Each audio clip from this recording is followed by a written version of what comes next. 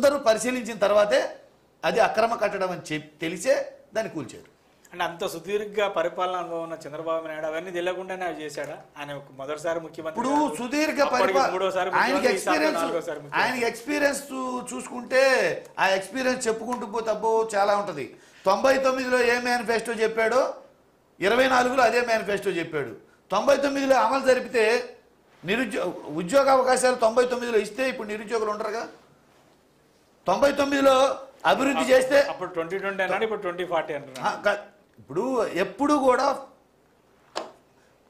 ఈ ఫ్యూచర్ టెన్స్లో మాట్లాడతారు ఆయన, ఫాస్ట్ టెన్స్లో ఇది చేశాను అని చెప్పరు. మేము క్లియర్గా చెప్తున్నాం. మేడం గారు అంటున్నారు ఏమీ చేయలేదు అంటున్నారు కదా. మీరు గత 5 ఏళ్లలో 15,000 సచివాలయాలు మీ ఇంటికి ఎదురుగానే మీ గడప దాటి బయటకు వస్తే కళ్ళ ఎదురుగా కనపడేటట్టు సచివాలయం కట్టాం, నాడు నేడు స్కూల్ కట్టాం, ఆర్బీకే కేంద్రం కట్టాం, డిజిటల్ ల్యాబ్ కట్టాం, హెల్త్ సెంటర్ కట్టాం, మీ ఇంటికి వాలంటీర్ వచ్చేటట్టు చేసాం, డాక్టర్ వచ్చేటట్టు చేసాం, ఇంటింటికి ప్రభుత్వ సర్వీసులు అందేటట్టు చేసాం, గ్రామ స్వరాజ్యం అంటే ఏంటో చూపించాం. కానీ మీరంతా డిస్ట్రాయ్ అంటున్నారు, వాళ్ళేమో కర్షకం. మేడం చౌదరి గారు ఏమండి, కక్ష సాధింపు అని పేరెత్తితే మాత్రం అది బాగుండదండి. కక్ష సాధింపు ఎవరు సాధించారో బాగా తెలుసు. అచ్చెన్నాయుడు గారి దగ్గర నుంచి మొదలుకొని ఒక్కొక్కళ్ళని ఏ రకంగా ఏపుకు తిన్నారో శిశుపాలుడి తప్పుల్లాగా లాస్ట్ చంద్రబాబు గారి దీంతో దానికి 100ది పూర్తయింది అనుకోవచ్చు. సో కక్ష సాధింపు అనేది మాట్లాడకండి. గవర్నమెంట్లో కక్ష సాధింపుని నేర్పిందే జగన్ గారు. కక్ష సాధింపు అనేది మొదలుపెట్టిందే ఆయన. తర్వాత నిరుద్యోగులు అంటున్నారు. ప్రతి సంవత్సరం ఫ్యాక్టరీ నుంచి వచ్చినట్టు వస్తారు పిల్లలు చదువుకొని. ప్రతి సంవత్సరం మనకి డెఫిసిటీనేనండి. ఎందుకుండదు?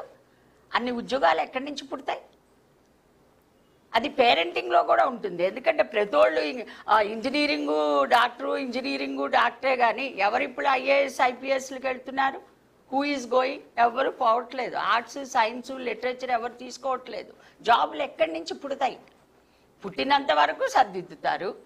మీరందరు నిరుద్యోగులు లేకుండా మీరు చేయగలిగారా? లేదు కదా. మరి ఎందుకు 20 లక్షల ఉద్యోగాలు ఇస్తామని హామీ ఇచ్చారు? ఇస్తారండి. ఎందుకు నిరుద్యోగ భృతి ఇస్తామని చెప్పారు? ఇంకా టైం ఉంది కదా. అప్పటి వరకు నిరుద్యోగ భృతి ఇస్తామన్నారు. సంవత్సర కాలం అయింది. ప్రతి ఒక్క నిరుద్యోగుడి గ్రాడ్యుయేట్కి 3,000 రూపాయలు ప్రతి నెల బకాయి ఉన్నారు. ఇప్పటి వరకు ఉన్న నిరుద్యోగులకి అవి మొత్తం ఎప్పుడు ఇస్తారు?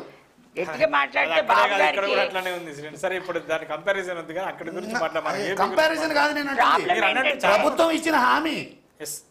ప్రభుత్వం ఇచ్చిన హామీ అది. 20 లక్షల ఉద్యోగాలు ఇస్తాము, 20 లక్షల ఉద్యోగాలు ఇస్తాము. అప్పటి వరకు ఉద్యోగం వచ్చేంత వరకు నిరుద్యోగ భృతి ఇస్తాము. నువ్వు ఉద్యోగాలు ఎప్పుడు ఇస్తావనే విషయం ఫస్ట్ పక్కన పెట్టు.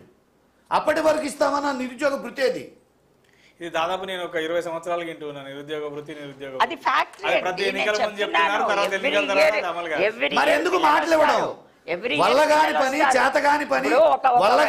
చేతగాని పని ఎందుకు ఎవరిని మోసం చేద్దామని హామీలు ఇచ్చి ఓట్లు దండుకొని, అబద్ధ హామీలు ఇచ్చి ఓట్లు దండుకొని ప్రజల్ని మోసం చేస్తారా?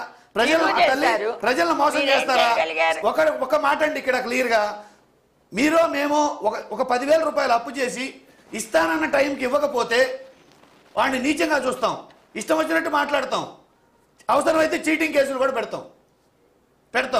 అట్లాంటిది అడ్డగోలుగా కోట్ల మందికి లక్షల కోట్ల హామీలు ఇచ్చి ఓట్లు దండుకొని నిట్ట నిలువున మోసం చేసి ఇవ్వకపోతే ఈ ప్రభుత్వాన్ని అసలు ఏమనాలి? అసలు ఈ ప్రభుత్వాన్ని ఏమనాలి? అంజనా చౌదరి గారు మీరు ఎన్నికల ముందు చాలా హామీలు ఇచ్చారు. అవునండి, దట్ ఈస్ టైం. ఇప్పుడు చక్కదిద్దుకోవాలి. ఇల్లు ఒక ప్రభుత్వం నుంచి ఇంకో ప్రభుత్వం మారింది, లోటుపాట్లు ఉంటాయి. మెల్లమెల్లగా చక్కదిద్దుకుంటారు, అభివృద్ధి వైపు ముందుకు వెళుతూ ఉంటారు. అంతేగాని మీరు చేశారు అభివృద్ధి అంటే వీళ్ళ భాషలో అభివృద్ధి అంటే ఒక మాట, వీళ్ళ భాషలో అభివృద్ధి అంటే ఎకరా అరెకరా ఉన్నోడి దగ్గర భూమి లాక్కోవటం, కామన్ మ్యాన్ దగ్గర కడుపు కొట్టి కార్పొరేట్ వ్యవస్థ కట్టబెట్టడం. వీళ్ళు చెప్పేది ఏంటంటే సామాన్యుడికి భోజనం పెట్టడమేమో సోమరితనం అంట, 1000 కోట్ల భూముల్ని రూపాయికి 10 రూపాయికి అమ్మడమేమో ఇన్సెంటివ్స్, ఇంగ్లీష్ పదం. వీళ్ళు చెప్పే అభివృద్ధి ఏంటంటే పేదవాడి కడుపు కొట్టి కార్పొరేట్ వ్యవస్థకి కట్టబెట్టి దాన్ని అభివృద్ధి అంటున్నారు. మీరు పేదవాడి చదువు కొట్టేశారు, పేదవాడి ఆరోగ్యం కొట్టేశారు.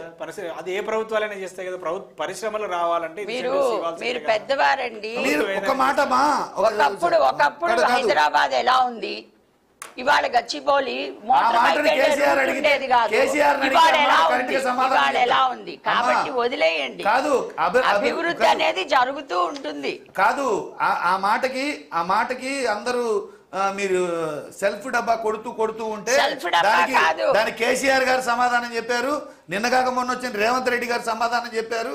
వాళ్ళు చెప్పే భాష ఎట్టుంటదంటే, ఈ దేశానికి స్వతంత్రం తెచ్చింది తెలుగుదేశం పార్టీ, రేడియో మేమే. చంద్రబాబు నాయుడు అన్నారు, నేను చూపిస్తా. చంద్రబాబు నాయుడు అన్నారు, నేను చూపిస్తా వీడియో. ఈ దేశానికి స్వతంత్రం తెలుగుదేశం పార్టీ తెచ్చిందని, టీవీ మేమే కనిపెట్టామని, సెల్ ఫోన్ మేమే కనిపెట్టామని, ఆ కంప్యూటర్ మేమే నేర్పించామని, హైదరాబాద్ సిటీ మేమే కట్టామని, బుల్లెట్ ట్రైన్ తెస్తామని, అమరావతిలో ఒలింపిక్స్ పెడతామని, కార్గోలో కూరగాయలు తరలిస్తామని, ఇవన్నీ మేము చెప్పినవి కాదు, చంద్రబాబు నాయుడు గారు చెప్పిన వీడియోస్ అవి. చంద్రబాబు నాయుడు గారే చెప్పారు. తీరా చూస్తే నిజమే కావాలా, హైటెక్ సిటీ కట్టారు కావాలని నేను హైదరాబాద్ వచ్చి చూస్తే ఆ పొయ్యి గదికి ఫౌండేషన్ వేసిందేమో జనార్దన్ రెడ్డి, ఓపెనింగ్ చేసిందేమో రాజశేఖర రెడ్డి.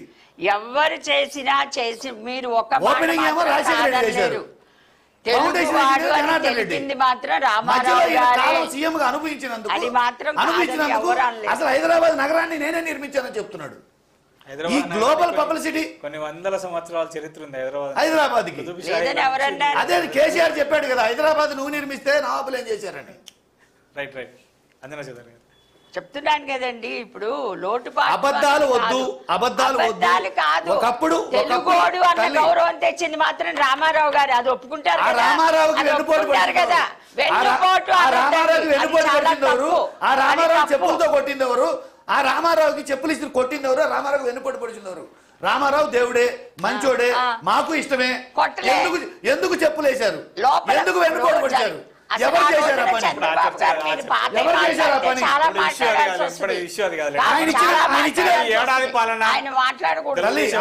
కాదు, రామారావు గారు తెచ్చిన ₹2 కేజీ బియ్యాన్ని చంద్రబాబు నాయుడు ఎందుకు తొలగించాడు? ఆ రామారావు గారు తెచ్చిన ₹2 కేజీ బియ్యాన్ని చంద్రబాబు నాయుడు గారు ఎందుకు తొలగించారు? మద్యపాన నిషేధాన్ని ఎందుకు ఎత్తేసాడు చంద్రబాబు నాయుడు? మందుల మీద మందులు తయారు చేశారు కదండి, 5 ఏళ్ళు కొత్త మందులు కనిపెడుతున్నా సరిపోయింది కదా. దానికి మీరు మద్యపానాన్ని ఆయన నిషేధించాడు, ఈయన చేశాడు, ఇంకోటి కాదు. మీరైతే ఎన్ని రకాల మందులు కనిపెట్టేశారు కదా. ఇప్పటికైనా కాదు, ఎన్ని రకాల మందులు. తల్లి, ప్రభుత్వం మీ చేతిలో ఉంది. డబుల్ ఇంజిన్ సర్కార్ అంటున్నారు, పైన కింద మాదే అధికారం అంటున్నారు, 124 సీట్లు అంటున్నారు. ఛాలెంజ్ చెప్తున్నా, జగన్మోహన్ రెడ్డి గారు ఒక కొత్త బ్రాండ్ కైనా జీవో ఇచ్చినట్టు గనక మీ దగ్గర సాక్ష్యం ఉంటే తీసుకోండి, చర్యలు తీసుకోండి. 2017-18లో చంద్రబాబు నాయుడు గారు తెచ్చిన బ్రాండ్లే ఇప్పటికీ తెలుగుదేశం పార్టీలో ఉన్న ఎంపీలవి, ఎమ్మెల్యేలవే ఆ distilleries, distribution companies. Distilleries, distribution companies మొత్తం 2017-18లో ఇచ్చిన జీవో అది. 2017-18లో ఇచ్చిన